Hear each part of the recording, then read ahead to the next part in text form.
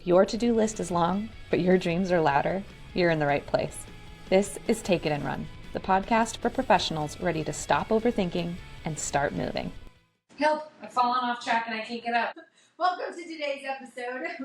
We're going to tackle a topic that a lot of people struggle with, and that is falling off track. That's getting out of rhythm with our routines and not showing up as the person that we know that we can show up. That could be with your workouts, your eating, your going to bed as specific. I mean, there's so many different things that could, be around. And today I get the honor of being her coaching client, which most people have to go into the ring for. It's very true. I just get to step right in. But yeah, so this episode has come at a good time because I've completely fallen out of the routine, very simple routine that works for me to keep me out of procrastination, to keep me out of energy-sucking habits, and to just keep me productive. So we're going to talk about why and how to, pull myself back up and she's so comfortable doing this. So comfortable, yeah. It was actually her idea. It was. You gotta get comfortable being uncomfortable, and just why we fall off, like why it's important to reconnect with why our habits matter, and how to get back up. Yeah, I mean, and this is very relatable, right? Like this is something as a coach and as a friend and as a human that I see happen a lot. So whether it's myself, I mean, when I say it's relatable, I don't think there's a single person I know that hasn't had a moment where they've fallen off track with something that they really want to do. And I love the quote by James Clear. If anybody knows me, if you don't know me, this is something you're going to learn in our time together. I love the book Atomic Habits, and so does Kelcie. And James Clear has an incredible quote. He says, you don't rise to the level of your goals, you fall to the level of your system. So what Kelcie and I want to do today for you guys is to take you through what it looks like to recognize when you've fallen off track and the questions to ask yourself to know if you need to make a course correction, and then some actionable steps that you can take to go and get back on track. So we're going to dive in a little bit more. Kelcie is going to share from her personal experience of something relatable right now. So let's go in, okay? I'm going to ask her some questions. I want you, as the listener, to think of yourself in this scenario, right? So Kelcie, what is the version of you that you feel most disconnected with right now? The version of me that I feel most disconnected with is the one who was on her routine so my routine that I'm off of is I would time block my day, and my day is like half projects and then half kind of task management, reoccurring. Fire putting out. But and then so maybe half projects, 40%, recurring or routine, and then that 10% fire. I would set no more than a 90-minute timer, and I would have usually either using my email as like my list of things to do, or an actual written out list, and I would just go off of that, and that was my zone. And I work from home, and so there's distractions all around me, and something would pop up, and I'd say, my instinct is I gotta do it now. But I'd look at my timer, I'm like, I can do that in 42 minutes. That can wait 42 minutes. And it was this instant relief, as somebody who's this knee-jerk reaction person, to solve it right away. And I fell off of that. And so that's the person that I've disconnected with, is when I was that person, or when I was doing those things, I had more peace. I finished my work day feeling like I did a job well done for myself, for you and Meryl, and I took care of my house better. So okay. And so now that you've recognized this and you're being so vulnerable with us, and I appreciate that, what happens if nothing changes? Like, what does 30 days from now, if you don't get back to that 90-minute timer person, what does life look like? The first thing I thought of was I forget something crucial and Meryl gets mad at me. So that's a fear, which is relatively healthy. You don't want the person that you help to, not be helped. But no, that if nothing changes, then I dig even deeper into the shame of every day of knowing it's not like when you have an established routine and you don't do it anymore. It's not like you forget, really. Unless something else is going on. It echoes in your when you realize that you are on the umpteenth scroll, and you're like, if you look at the time, you're like, it's been that long. I just sat down for a second, and so nothing changes. It's deeper shame. It's excess fear. And it's bad health habits too. Just I think that's for me. That's what spills into it. Is then I start to comfort eat. I go to bed later. I wake up later. Spend less time outside. It's like a domino effect. Mm-hmm. So isn't this interesting? This single habit of setting a timer to time block yourself into and remember, Kelsey's using the timer as a mechanism to not knee-jerk react, right? And that's helping with her efficiency. It's helping with your mental health as well, like you said. So if you don't get back into that, then it sounds like this domino effect of just shame, regret. It doesn't sound like a place that you're thriving. No. No. Or winning, right? It's decay. So what's waiting for you? If we were to wave a magic wand, right, and you were back to that person, how does it look 30 days from now? If we start right now, what does 30 days from now? First thing that came to my head was, and this might sound weird, but cleaner. Okay. Because I'm sure I'm not the only one where my outside or my environment reflects how ordered it is in here. Mm-hmm. And so right now my house is a mess. My sink is full. My table is full. I have undone laundry, half done, still in the hamper kind of thing. And so waving that magic wand, and tomorrow, if I were to go back on the routine, I just know because it's happened before. I have the evidence that it works. I would have a cleaner outside, which helps me to have a more ordered, less gunky, really. It's like when I feel that shame, it feels gunky to me. Mm-hmm. I'm slower and I'm less helpful to the people around me. And I like the word clean because I picture clean feelings, clean headspace, clarity, breathing room, that structure, that organization. Okay, so let's dive into how do we get back on track, right? So again, I want you as a listener to be thinking, okay, if I've fallen off track, what caused that? And what does my life look like if nothing changes? Who am I disconnected with? And, getting back in routine, what does my life look like on the other side of that? And what are the results, right? So if you're thinking about your business, you're thinking about the results, right? So let's get started. Kelcie, what's one routine that you want to restart right away? Probably the timer. Thinking about, as we prepared for this episode, I was reflecting on that question, and that was the first thing that came to my mind, obviously. And sure, that's probably the biggest one, but I've got others that are, I guess we'll get into it later, that are more of those triggers. But that's the one routine, I think. That's the one that sets up all the others. It is, right? Yeah, it okay, is. I like that. So here's what I like about the timer. She doesn't need anything to do it. She doesn't need new workout clothes. She doesn't need a gym membership. Right. She doesn't need to go to the grocery store. She doesn't need anything to get started.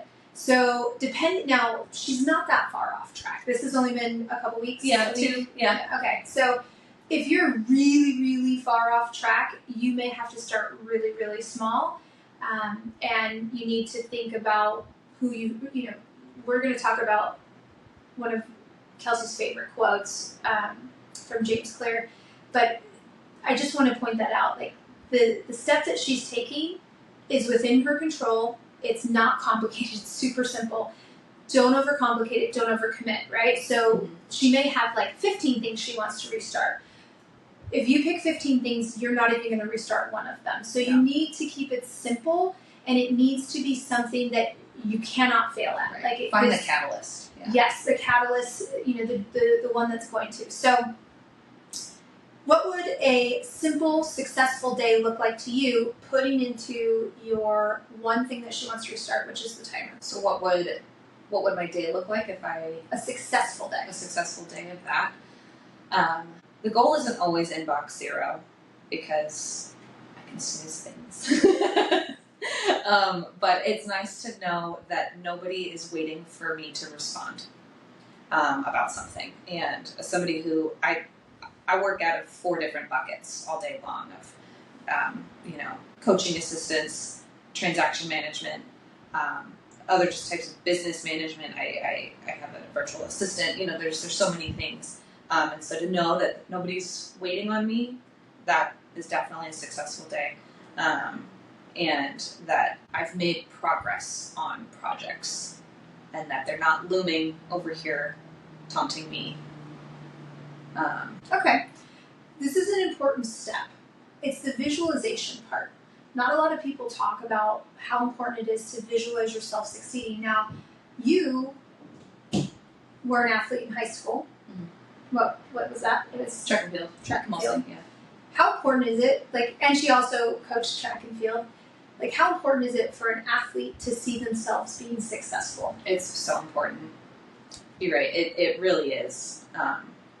To visualize that, and we did that. I did that as a runner, and then I did that with my athletes.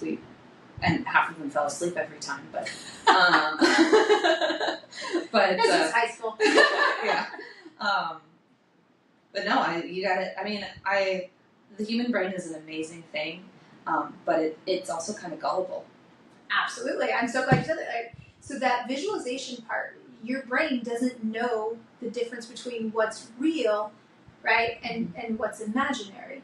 So by Kelcie taking a step back, or yourself, right, you see yourself waking up on time, you see yourself putting your workout clothes on, you see yourself logging into your CRM and making your calls, right? You have to see what a successful day looks like, and I want you to actually picture yourself doing it. So that way you know what it looks like. Can I ask you? Mm-hmm. And maybe I don't think there's a secret number, but what would you suggest to somebody who, I don't do that a whole lot. If I were like, how many times do I have to do that? It's a really good question. To work. I'm sure that there are people way smarter than me that have an answer to that, but from everything that I've studied and everything I read, you don't stop visualizing. Oh, okay. You don't stop. Yeah. I mean, your visualization changes. Yeah. Right? Yeah. So for instance, I don't know what's on your schedule for tomorrow, but that visualization for tomorrow may not be exactly what your visualization for today was. Mm-hmm. Because today you came to my house, we had, the podcast. Tomorrow, you may not have an appointment outside. Mm-hmm. So you're going to run through the day, right? Mm-hmm. And this is actually a really good example. So it's not just like, oh, I wish I was skinny. I wish I was, I wish I was a little bit taller. How did you know? It just made me think of that song. But, if you're visualizing yourself being healthy, you see what you're going to eat that day. You see the choices that you're going to make. Mm-hmm. Right, I'm on a health journey, so that's a big part of my visualization. Mm-hmm. If you see yourself, working on your social media habits, you see yourself reading a book, going for a walk, right? Whatever it is that you do, but it's not imaginary. I want you to look at your schedule, right? I want you to be realistic. Yeah. So imagine that you had an out-of-state client coming in, and you have to go show a bunch of homes. The visualization of a successful day with an out-of-state client is very different than your visualization where you're in your office in the morning and then a listing appointment in the afternoon, right? So that's why the visualization doesn't stop. Right.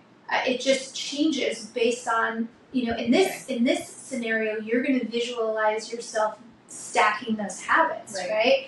So part of your visualization is maybe you put a new automation in place. So you set your timer and you see the success of an automation and you feel that joy. Right, so now she sees herself actually finishing tasks that were looming over you, right? Like, and you see the thank you text from Meryl or something like that. So visualization doesn't really stop, and also it doesn't have to be 5 minutes. It can be 1 minute. And I like to actually visualize in the shower. That's something that, because it's easy for me. I'm washing my hair. You have this dedicated time. Yes. Yeah. So that's, for me, visualization's easier. I used to try it in my bed and I would fall asleep. So when do you see yourself being able to visualize? How, like, for you, what would make it easy to do? Well, I know that already. I look at, in the evening, I look at the next day. I look at my calendar. I look to see what you're doing. You know, it's important for me to see what is happening in my life. And so I was just thinking as you were sharing, I was like, well, there you go. There's that time. Perfect. Because it changes every day. And, you know, using my successes or failures from today and, you know, applying that to tomorrow if it is applicable. Yeah, I like that. So I already know the answer to yours, and so will the audience, but let's go ahead and ask this question just so that the audience can stay with us. What support, tools, or accountability would help you most implement this, or, you know, getting back on track in this habit? Yeah, setting the timer. I mean, and you have the timer already? And I use it on my phone. It's my phone, yep. You know. And something that I just thought of too, that if anybody has a better solution to this, help a girl out. But I have set like a time limit on Instagram for myself, but they give you options to extend it. And it's not that hard mid-scroll to go, 5 more minutes. You know? It's not that hard. And then I notice, just from personal experience, after a while, they stop asking you if you want to, you know, stop extending your time. And so if anybody has a better solution for that, I don't mind going hard on myself, like, of setting a harder boundary. But that kind of accountability, I guess, accountability tool. So that may be a piece of software, right? That's, if you that's why I don't buy junk food for the house, because if it's here, I'm going to eat it. Right. You know what I mean? Right. So it's like just kind of having some of that in place. So it's important for you to think about, for me, tracking my meals. I use MyFitnessPal. That's one of the tools that I use.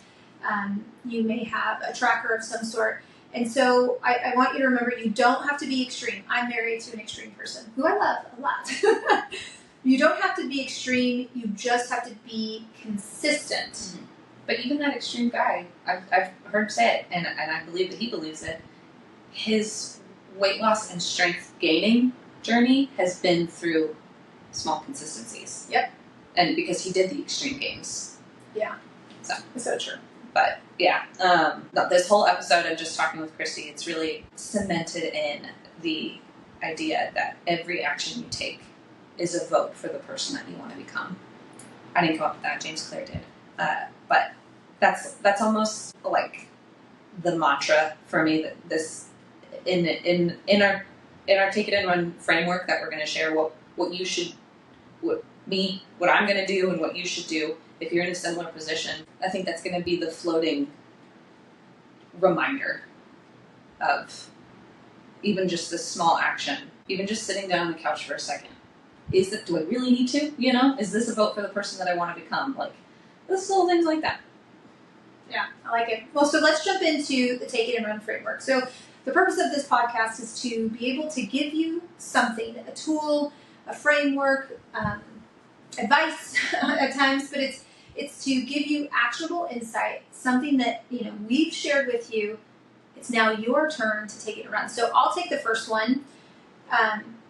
The first thing I would have you do is to choose what a win would look like and visualize it, right? So figure out, what does success look like in this element? What's that habit that looks like? And how do I feel? And, who am I the person? And kind of really take it through that visualization so you can connect a why to the habit before you start to get the technical side. So really kind of think through, what does a win look like? Yeah, and I think what we'll do is we'll share the questions that Kristi asked me in the podcast notes. This is how good she. On the same thread, make it visible. What I'll probably do is I'll write down when I did my blocks. Nothing crazier than that. I'm just going to write down when I did it, and knowing from when I did it, it's about 4 different blocks, 4 different 90-minute blocks. Okay, so she's going to track it. And she's going to make it visible. Mm-hmm. Visible can be whatever works for you, whether it's paper. I know you like the paper part, and it can also be digital.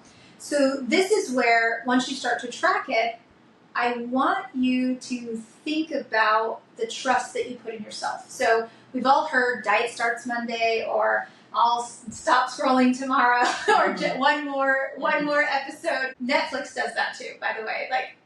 Do you want to continue watching? Yeah, and they give you 3.5 seconds to figure it out. So what I want you to do is I want you to put a 3-day streak in place for yourself, okay? So I want the listeners to think, what does a 3-day streak look like? And I think this would actually be fun if they tagged us on social media or something. Yeah, but let me know I'm not alone. Yeah, the streaks work for a reason. Every time Kelcie sets this timer, like she said, she's casting a vote on the person that she wants to be, but also she's trusting herself. She did what she said she was going to do. And that's why it's really important that the first one that you pick is something that you can't fail at, right? It's completely within control. So if you've fallen off track, today is your reset, right? This isn't the end. It's the middle. Mm-hmm. And hopefully you don't feel shame, right? Like that's the thing is there shouldn't be shame in this. We feel shame when we're avoiding, right? Shame was released as soon as I talked about it. Isn't that awesome? Yeah. And this is not the last time it's going to happen because it could be falling off track in something else, right? Mm-hmm. In this case, we're talking specifically about a habit, but I also like to do this every 90 days with just a 90-day recap, which we will do in a different episode. Stack up those wins. Yeah, and this whole streak made me realize I'm not a complete stranger to this. I've got a 45-day streak on my Duolingo. See? I love streaks. I'm all about streaks. I love it. So. Anyway, so if you need a sign, this is it. You're not starting over. You are starting from experience, just like I am. Like I said, I have evidence in my life that my habits worked. So I'm just picking it right back up, and my life alert over here has helped me, and we hope it helps you too. Okay, we've given you the information, so you guys can now take it and run. Bye. Big thanks for joining us today. We hope that you lead with clarity, move with purpose, and hey, take it and run. See you next time.